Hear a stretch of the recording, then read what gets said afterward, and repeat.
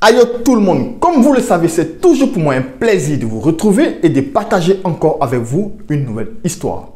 Vous suivez maintenant le 10e épisode de mes infos et je vous parlerai d'un logo reconnaissable entre mille, véritable symbole, un logo dont le monde entier connaît l'existence et le nom, une icône dans son domaine.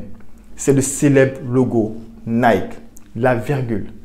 Mais connaissez-vous véritablement l'origine et la signification de l'un des logos les plus emblématiques au monde? Si la réponse est non, alors je vous invite, on part aux États-Unis dans l'état de Portland pour l'histoire du logo Nike. Go!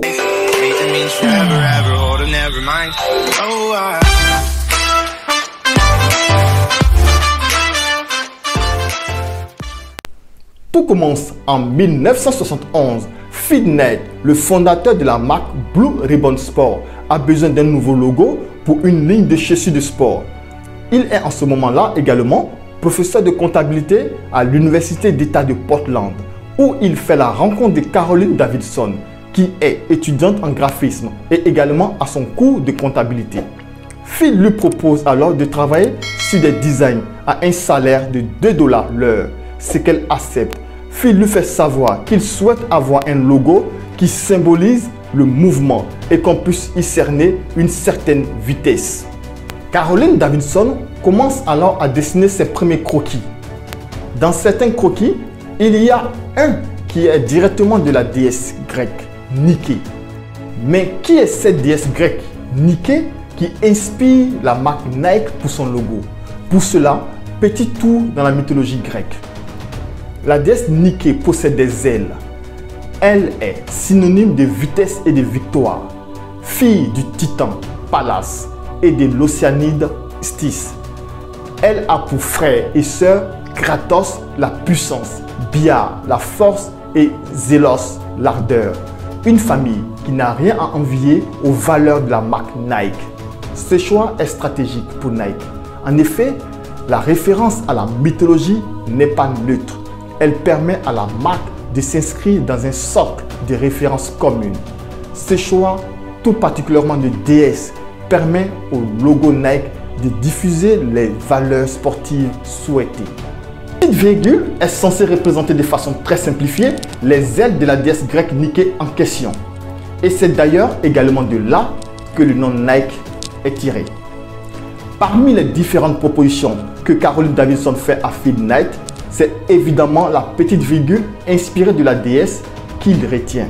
D'ailleurs, c'est assez surprenant car au début, il déclarait qu'il n'aimait pas du tout le logo, mais il était dans l'urgence. Caroline Davidson a travaillé plus ou moins 20 heures sur le logo, mais elle a été payée au total 35 $. J'ai été payé 35 $ pour dessiner le logo. Seulement 35 $? Mais l'histoire ne s'arrête pas là, car c'est en 1983 que Phil Knight remercie plus généreusement et plus justement Caroline Davidson pour avoir créé un logo qui aujourd'hui est mondialement célèbre. Il lui a donc offert des actions, 500 actions de la marque Nike et une bague en or sertie de diamants représentant le logo Nike. La célèbre virgule et son slogan jouissent aujourd'hui d'une reconnaissance et d'une notoriété mondiale. La marque du sport Nike représente aujourd'hui bien plus que des chaussures de sport. C'est un mode de vie, adopté pour tous, sportifs ou non. Elle est même très appréciée des personnes célèbres comme Michael Jordan, LeBron James, André Agassi, les sœurs Williams, Venus et Serena. Depuis sa création, le logo de la marque a connu une évolution attrayante. Cette vidéo est maintenant terminée, j'espère qu'elle vous aura plu. N'hésitez surtout pas à la partager, à la liker et surtout abonnez-vous. Car derrière une grande marque se cache toujours une très belle histoire. Et moi, je vous dis à bientôt pour notre histoire.